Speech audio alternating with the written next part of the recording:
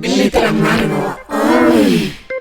Bienvenidas, bienvenidos, bienvenides aquí a Glitter Amargo. Estamos otra vez Alenka Feral y Frida Rebontulet en una emisión especial que esperemos que se pueda repetir en un futuro, haciendo estas breves entrevistas a escritoras, artistas, performers y demás, digamos, mujeres en la creatividad. Y bueno, hoy tenemos para inaugurarla con Gabriela Wiener. Ella nació en Lima, en Perú, en 1975. Es autora de los libros Nueve Lunas, Sexografías, Llamada Perdida, Dicen de mí, y del que vamos a hablar hoy, que es Huaco Retrato, y el libro de poemas Ejercicios para el Endurecimiento del Espíritu. Sus textos han aparecido en diversas antologías y han sido traducidos al inglés, al portugués, al polaco, al alemán, al francés y al italiano. Fue redactora jefe de la revista Marie Claire en España y hoy publica regularmente columnas de opinión para el diario.es, Vice y la versión en español del New York Times, así como una videocolumna en lamula.p, y ganó el Premio Nacional de Periodismo de su país por un reportaje de investigación sobre un caso de violencia de género. Es creadora de varias performances literarias que ha puesto en escena con su familia y de la obra de teatro Qué locura enamorarme yo de ti. En la actualidad reside en Madrid y la pueden seguir en sus redes sociodigitales como Gabriela se escribe W-I-E-N-R, Gabriela Wiener. Bienvenida, Gabriela, ¿qué tal? Hola, Frida, encantada de estar con ustedes. Ya nos decías que vienes de una agenda bastante dinámica, ¿no? Porque justamente estás en estas presentaciones de este más reciente libro, tu primera novela, que está editada por Literatura Penguin Random House, y aquí la tenemos. Así que para dar apertura a ello, pues queremos empezar porque nos puedas contar un poco cómo te acercaste a este género de la novela, que tú vienes de una trayectoria de periodismo, de un periodismo que es crónica, donde también es, donde tú lo has vivido en primera persona, ¿no? De alguna forma estás en esos límites en los cuales has tenido que tú estar en ese campo de la acción para poder, ahora sí que vivir para poder contarlo, ¿no? ¿Cómo sí, se Sí, entrelaza con este género? sí, es verdad que sí, yo trabajo sobre todo en la no ficción, entonces fue como un reto hacer esto. De hecho, siempre estaba renegando de la ficción por alguna razón, eh, muy oportunista o lo que sea, pero bueno, nada, como a veces me divierto pensando en eso, que somos bandos y... Pero ese libro lo postergué mucho porque precisamente me lo había proyectado como un libro de periodismo narrativo, de investigación, que iba a requerir pues viajes, ¿no? Largos trajines de buscando datos, documentación, de archivo, etcétera. Eh, y creo que el libro con los años ganó fuerza en otros sentidos, ¿no? No era tanto ya como ir buscando la historia oficial, ¿no? Sino recrear un relato propio, y para eso recurrí a la investigación. Es un libro que he ido tejiendo a través de la imaginación, una serie de historias que estaban como regadas, ¿no? Entre la memoria familiar y el presente de la protagonista, que en este caso, bueno, es una trasunta mía, una migrante en España, peruana, que está en una crisis personal muy grande y debe buscar las claves para entender ese presente y resolverlo de alguna manera, fijándose en las historias detrás de su familia, casi siempre historias de patriarcado muy, muy, muy violentas, e incluso pues los rezagos coloniales de su antepasado europeo, porque ella tiene pues este apellido blanco, Wiener, y se encargará de demolerlo, ¿no? Esa es su gran misión. Eh, es verdad que es la recuperación de historias borradas también, ¿no? Porque siempre sabemos las historias de los patriarcas, pero no sabemos las historias de las matriarcas. Y en este caso, en el caso de la mía, no había casi pistas sobre ella, y es ahí donde entra la ficción. También en la pelea con el patriarca implica la recreación y deformación de su figura, adrede, ¿no? Con todo el derecho, claro. Gabriela, ¿cómo fue que decidiste que querías ser periodista y cómo es el proceso de escribir para ti? O sea, ¿es algo que tú eres de esos escritores que sufren el proceso de escribir o disfrutas el proceso de escribir? ¿De qué lado estás tú? Mm. Bueno, yo estudié literatura en realidad, es decir, que no fue como algo que decidí, sino que fue surgiendo como una opción laboral, por ejemplo, porque mi padre, mis tíos, de alguna manera habían estado o escribían en la prensa, ya sea como analistas políticos, o mi padre que estuvo un buen tiempo en un tipo haciendo un tipo de periodismo muy en realidad militante y de izquierda, así que yo desde niña sí que había ido mucho a las redacciones periodísticas y cuando surgió la posibilidad, pues entré a colaborar en periodismo cultural, que era un espacio en donde podía realmente soltar la pluma, ¿no? Porque es ahí donde en realidad, bueno, puedes ser más creativo. Y luego creo que fue el clave, ¿no? Mi contacto con la revista Etiqueta Negra, que en esos años estaban haciendo periodismo de gran factura literaria, con grandes nombres, ¿no? Y yo me convertí en una colaboradora. En esa época ni siquiera, bueno, me pagaban, ¿no? Pero ya era fue como una escuela, ¿no? De aprendizaje para mí. Y me curtí mucho en ser una escritora, eso, un poco también, en parte como la periodista del tipo de escritura urgente que supone el periodismo, pero digamos que Etiqueta Negra me abrió también otra dimensión, que era la de un tipo de escritura mucho más trabajada, con mucho más tiempo de investigación, de escritura y de empaparse en los temas, que es al periodismo finalmente al que me dedico durante un tiempo, porque en realidad es también un tipo de periodismo muy caro, que requiere mucho tiempo, y pronto me convertí en columnista. Entonces he vuelto a hacer como periodismo urgente, incluso más urgente que antes, porque no es el de la información, sino es el de la opinión, y me gusta hacerlo, pero también me cansa un poco, ¿no? Hay épocas en que he colaborado demasiado en sitios, porque para ganarte la vida como periodista, pues en estos tiempos en que cambió completamente el modelo del papel al digital, pues esto se precarizó.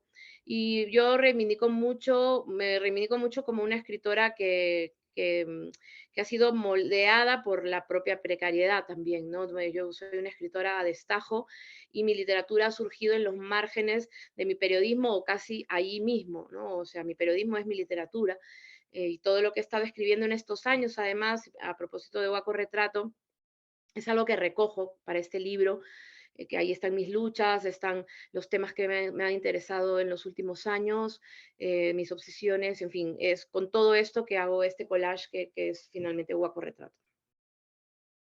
Y ¿Disfrutas el proceso de escribir o lo sufres? Cuando Las dos estás cosas. es un libro que tenías en la cabeza desde hace 10 años, ¿no? Y que tenías una idea de que era 3 libros, de que justamente tenía más que ver con periodismo. Entonces, tener ese fantasma ahí y de pronto, ¿cómo es ese proceso para ti de escribir? Para mí es doloroso, pero al mismo tiempo también es placentero, ¿no? Hay momentos de la escritura que son muy de tortura, y luego es que realmente sales fortalecida de ese trance, ¿no? De dejarlo todo ahí, de sufrir hasta que sale. Obviamente soy también, aunque suene, bueno, ya lo han dicho miles de veces, pero también me gusta mucho la reescritura, coger el manuscrito y volverle a dar la vuelta y que empiecen a sacarle el brillo a las palabras, a las frases. He disfrutado también mucho de la escritura, en este caso de la ficción, recreando cosas que antes no me permitía hacerlo, porque precisamente venía de una escuela en la que se prohibía inventar, ¿no? Entonces, mira, no, al final no lo he hecho tan mal, creo, porque antes tenía muchos complejos sobre la ficción, y mis cuentos me solían salir muy artificiales, no me gustaban. Yo soy muy de la oralidad en la escritura, entonces, como escribo desde mí y desde el cuerpo, no, tampoco es tan duro, ¿no? Sí, la construcción, me gusta construir la historia, me gusta este momento de montarlo, ¿no? De estructurar el libro, lo tengo muy claro en la cabeza. Y creo que los momentos que más sufro es cuando no estoy yendo a escribir, ¿no?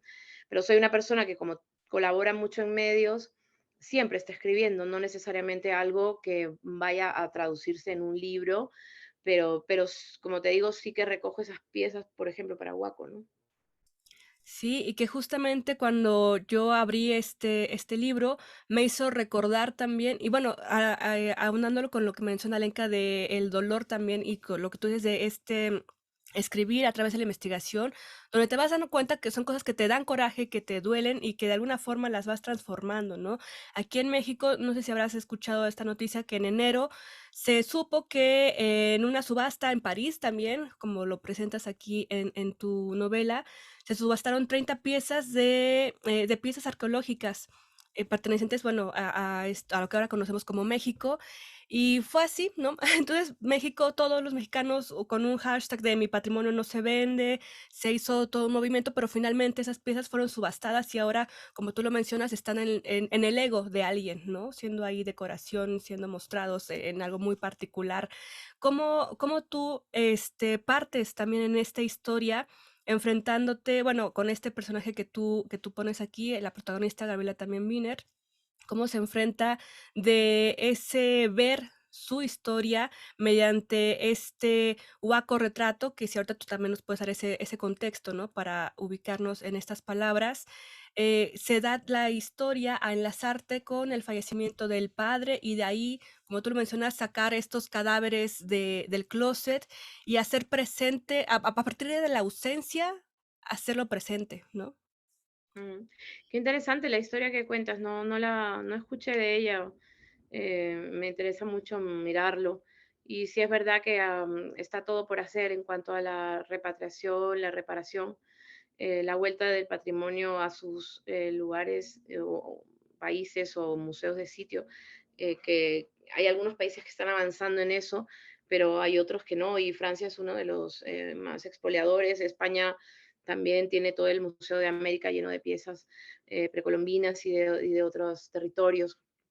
Y es tremendo, por eso a mí me interesó el huaco como la figura, usarlo como una metáfora. El huaco son estas figuras de cerámica que se construyeron antes de la llegada de los españoles en varias culturas. Es arte, y el más significativo es el huaco retrato, que es el que representa los rostros humanos, son unas esculturas de unas caras indígenas. Que mi tatarabuelo Charles Wiener, ¿no? Saqueó por encargo de una superpotencia colonial como Francia para llevarlo y exponerlo en la Gran Exposición Universal. Finalmente, toda esa colección de Wiener pasa a formar parte de los que serían luego los museos etnográficos más importantes de Francia, ¿no? El Trocadero, el Museo del Hombre y finalmente el Quai Branly, donde está ahora mismo también la colección de Wiener. Y cuando yo fui al museo me encontré de repente que no era tan grande como ponían, ¿no? Era una, se habla de que se llegó a llevar casi 5.000 piezas, pero la gran mayoría, ¿no? En realidad no está exhibiéndose porque esos huacos eh, Charles los sacó de muy mala manera, ¿no? Los compró a huaqueros, que son los que extraen y roban. Él mismo podría llamarse un huaquero. Em, eh, los descontextualizó y ya fue imposible saber su origen, hacer la referencia.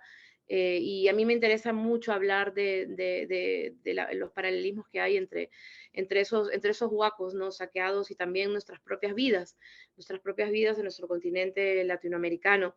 También muchísimos no sabemos exactamente de dónde venimos, a quién le debemos, no tenemos un escudo, un apellido. De hecho, en el libro se pone en duda incluso la afiliación real, ¿no? De la protagonista con Wiener. Somos realmente los hijos e hijas bastardas de un colonizador y una indígena o una mestiza. Y en ese camino nuestra identidad también se convirtió en algo así, dudosos como son los huacos que se llevó Charles Wiener y que de los que no se sabe nada, ¿no? De qué culturas provienen. eh, Pueden saberse algunas cosas, pero no todas, con lo cual no se pueden exhibir. Y también estos paralelismos me sirven para hablar de nuestras identidades. Si nosotros también nos vamos a ir como al basurero de la historia, y más bien reivindicar ese origen bastardo también, ese origen sin origen, y que seamos capaces de construir nuestra propia genealogía, nuestra propia memoria a partir de la imaginación o a partir de la disrupción, de la transgresión, como intenta hacer la protagonista formando su propia familia desde otro modelo relacional, por ejemplo. Un libro tiene potencial de hacer ese cambio y de transgredir de esa manera. Mm, Me gustan los libros que pueden hacerlo, que son libros que accionan en el mundo, que son libros que intervienen en la realidad, que dialogan con su tiempo, ¿no? Que se ponen en el debate público. Sí, creo que, o sea, no es que puedan resolver las cuestiones, pero libros que sean críticos con el poder a mí me parecen imprescindibles y creo que hacen mucho, ¿no? Cambian conciencia, despiertan conciencias, y eso claramente abona para la transformación social que está claro que necesita este mundo, ¿no? En alguna parte del libro, me voy a permitir leerlo, es a modo de un email que se manda a uno de los mayores investigadores, ¿no? De esta figura de Charles Wiener y dice así: Hola Pascal, soy Gabriela Wiener, periodista, escritora y descendiente de Charles Wiener. No suelo presentarme así, pero te puedo explicar por qué. Sé que has dedicado una parte de tu trabajo como investigador a la figura de Wiener. ¿Puedo hacerte unas preguntas? Firma Gabriela. Y de momentos después a ese mail que se envió también se pone aquí como una reflexión que hace Gabriela, que dice: ¿qué voy a opinar acerca de la descendencia de Charles en el Perú? Porque le responde que con mucho gusto queda a disposición para que puedan charlar y conocer, ¿no? De esta descendencia que ha tenido en el Perú y que él no sabía bastante. Y dice: ¿qué voy a opinar acerca de la descendencia de Charles en el Perú? Riviale no se ha dado cuenta, pero acaba de llamarme. Quiero creer que con la mejor de las intenciones, hipótesis, no he oído otra cosa en toda mi vida que mi nombre va seguido del apellido de un señor llamado Charles. Pero aquí estoy siendo puesta en duda por el especialista como otro descubrimiento espurio de Wiener, a mí y a todos los del grupo de Facebook. Me acabo de dar cuenta de que le he preguntado a un europeo desconocido qué sabe de mí, qué sabe de nosotros, y lo peor es que cree saberlo, lo peor es que me ha contestado.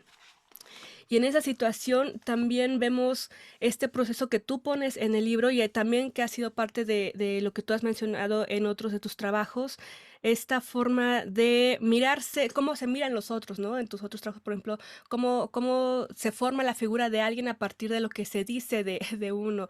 Y en este sentido también esa cuestión racista, machista, que de alguna forma hombres y mujeres, personas, desde una cuestión latinoamericana, se ha formado desde que somos pequeños, ¿no? Y que cuando tú lees tus diarios o cuando reflexionas cuando eras pequeño, ves que también tienes esa cuestión de querer blanquecerte, de estar orgulloso de ciertas cosas que te hacían menos indígenas, ¿no? ¿Tú cómo abordas esta cuestión, a esta mujer que ya es madura, que está buscando también un proceso, es activista, que está en ese proceso de reencontrarse y de valorar lo que ahora realmente es esta persona y su familia?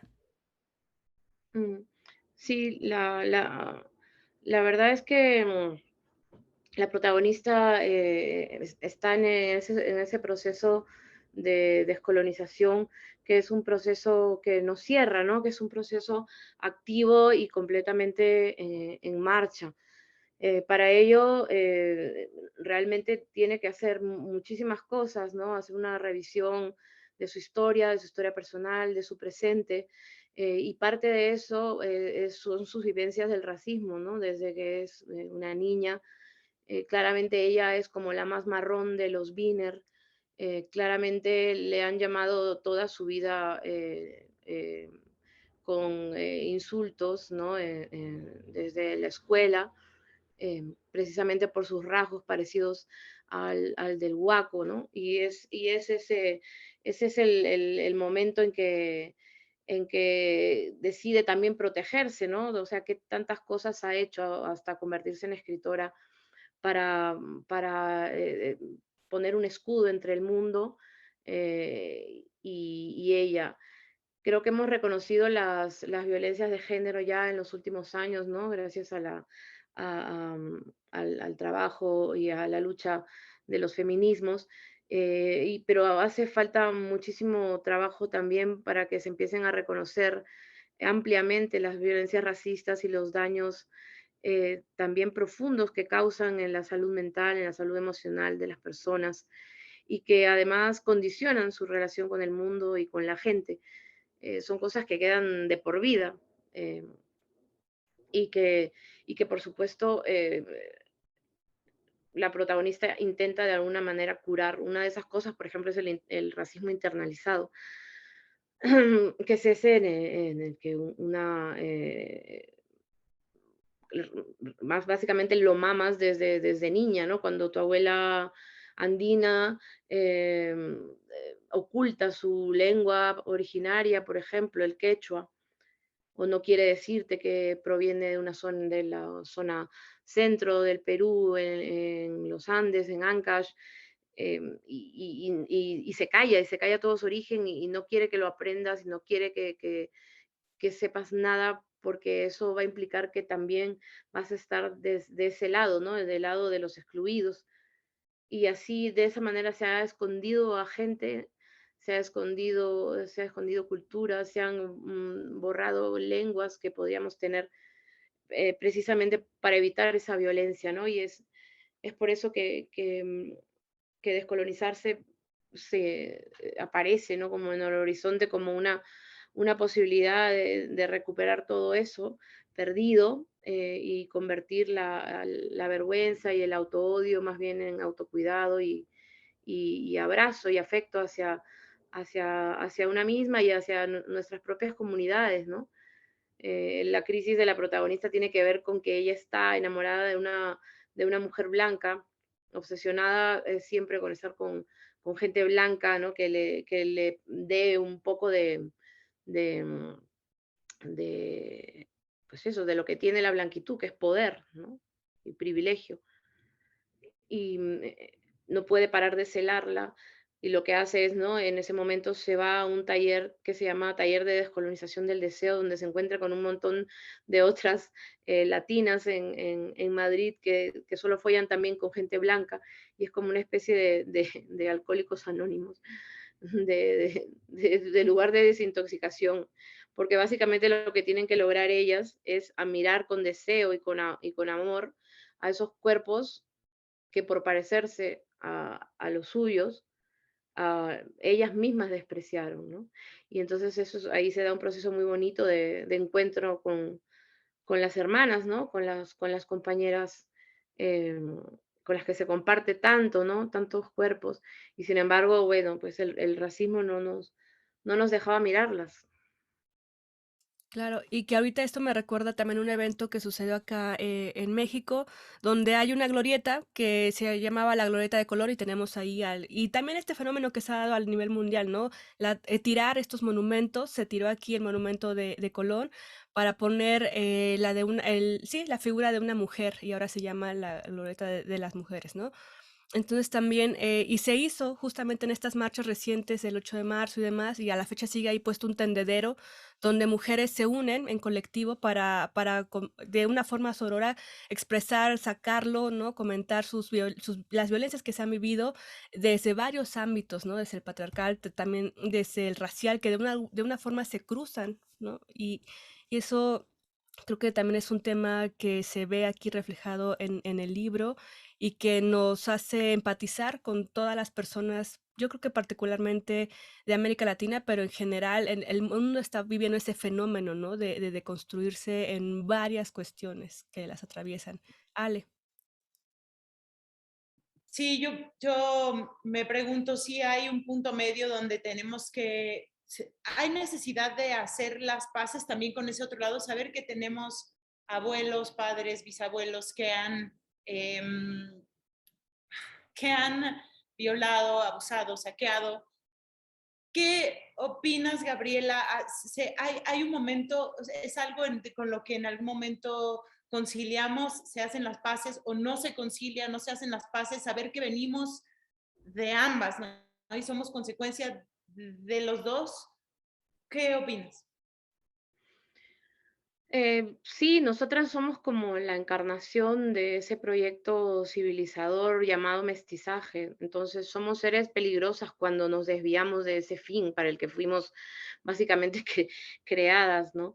Y yo creo que es importante que seamos memoria, ¿no? Como dice María Galindo, que seamos memoria activa de ese conflicto, que recordemos con nuestras existencias y resistencias que esa violencia ocurrió y que sigue ocurriendo. Entonces, estamos, yo creo que todavía lejos de fumar la pipa de la paz. Hace falta muchísimo trabajo con la memoria histórica y reparación de parte de los, del norte global y de aquellas potencias coloniales que ahora mismo, bueno, por supuesto, siguen siendo potencias debido al saqueo y a la extirpación y al borrado y a la violación, como decías muy bien, del sur. Así que no hay nada que celebrar el 12 de octubre y no hay nada con lo que reconciliarnos hasta que se den reales em, acciones de devolución y de reparación. Ya para ir hacia el final, para ir dando cierre a la entrevista, quería preguntarte, hablas de memoria y llevando de la memoria histórica o colectiva, la memoria personal, ¿cuál es el recuerdo más viejo que tienes? Tu primer recuerdo, el primer recuerdo que algo que digas,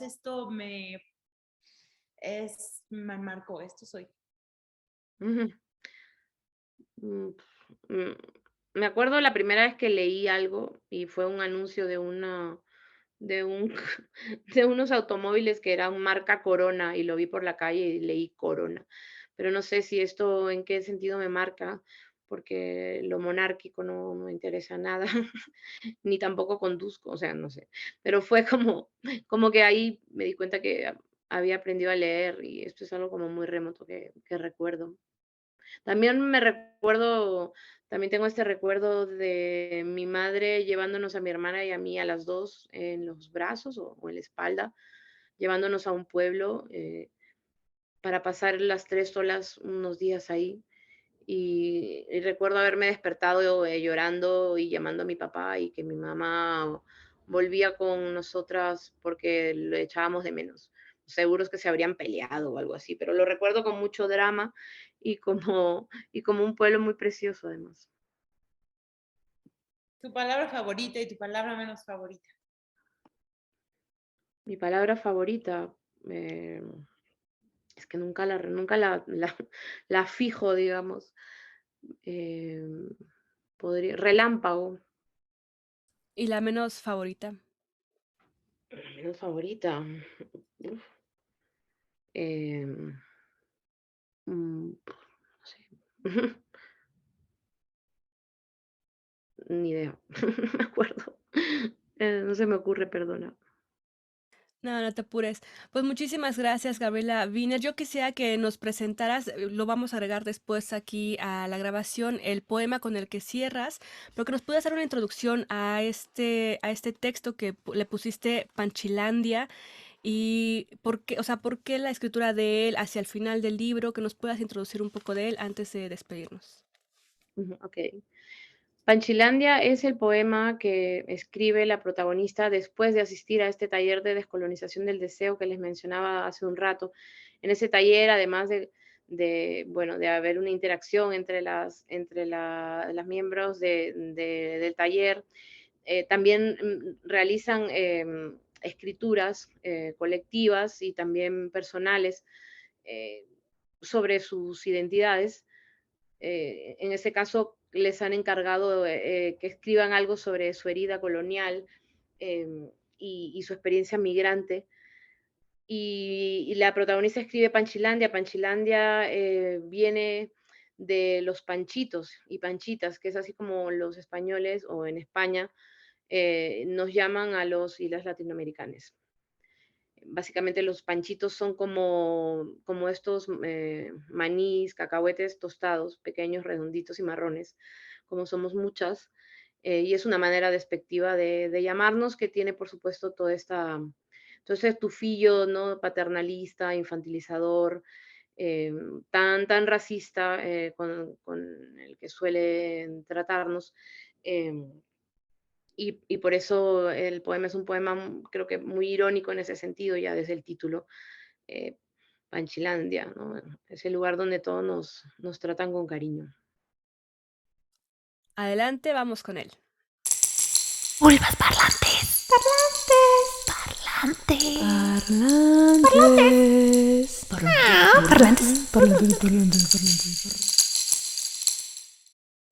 Disculparán mi congestión nasal, pero aquí va el poema de Gabriela Wiener, que escribe, como nos mencionaba, en estas sesiones de Descolonizando mi deseo.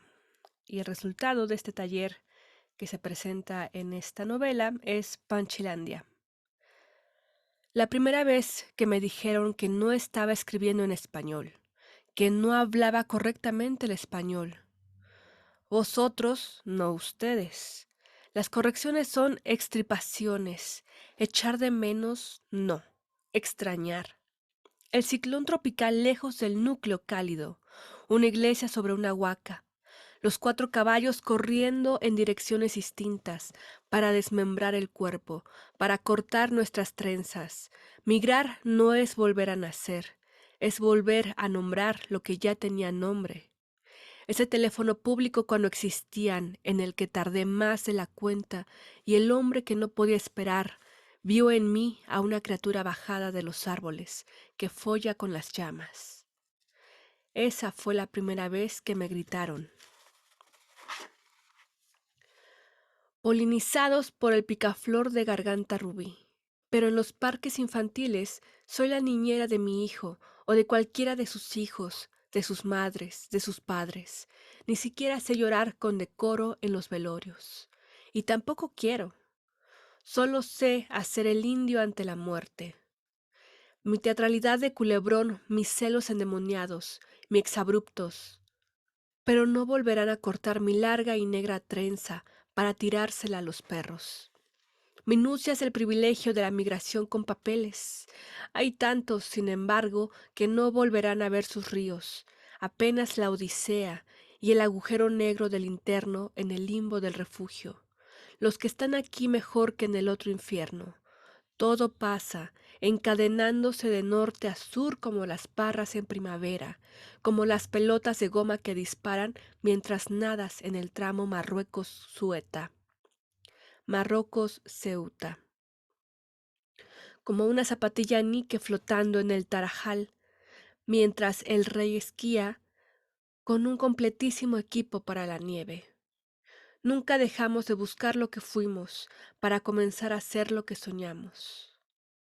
En un movimiento que nos aleja de la frontera, es el lugar entre la vida y la muerte, en la que un diputado de derechas abraza a la policía.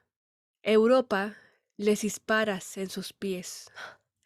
Europa, les disparas en sus países, les disparas en tus colonias, les disparas en el agua, les disparas en las fronteras, les disparas en sus casas, les disparas en el corazón.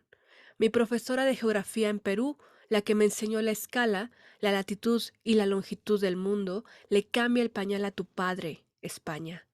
Ten un poco de decencia. Y con este poema, pues vamos cerrando también esta entrevista y se quedan aquí en Glitter Amargo.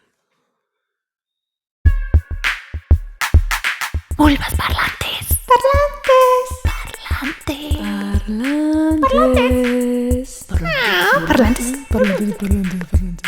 Pues muchísimas gracias, Gabriela Wiener, por haber estado con nosotras aquí en Glitter Amargo.